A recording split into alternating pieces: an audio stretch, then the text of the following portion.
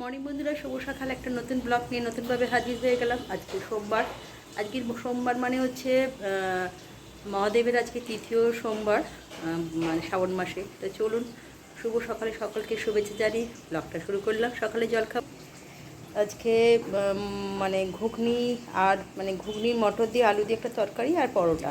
তো চলুন, শুভেচ্ছা ভালোবাসা। পরপর অনেক কাজ আছে, পরে আবার আসছি দুপুরের লাঞ্চের পর্বে। কারণ তাড়াতাড়ি হাজব্যান্ড বেরোবে, তার জন্য অলরেডি রেডি করে ফেলেছি। আর সেরকম কিছু করিনি আজকে। এখানে ভাত, ঢ্যাঁড়স ঝাল আর হাঁসের ডিমের ডালনাই করেছি সকালবেলা।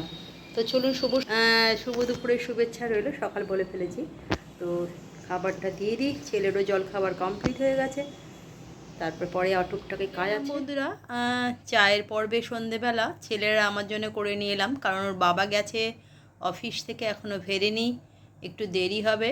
তো চলুন, শুভ সন্ধ্যার শুভেচ্ছা রইল। এলাম সন্ধেবেলা, পড়িয়ে উঠলাম।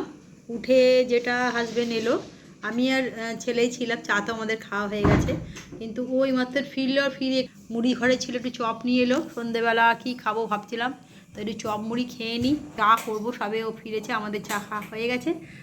ওর জন্য একটু চা করবো, একটুখানি লিকার চা করবো, অথচ একটুখানি দেবো, কী বলে, আদা দিয়ে করবো। তো চলুন বন্ধুরা, শুভরাত্রি ডিনারে পড়বে।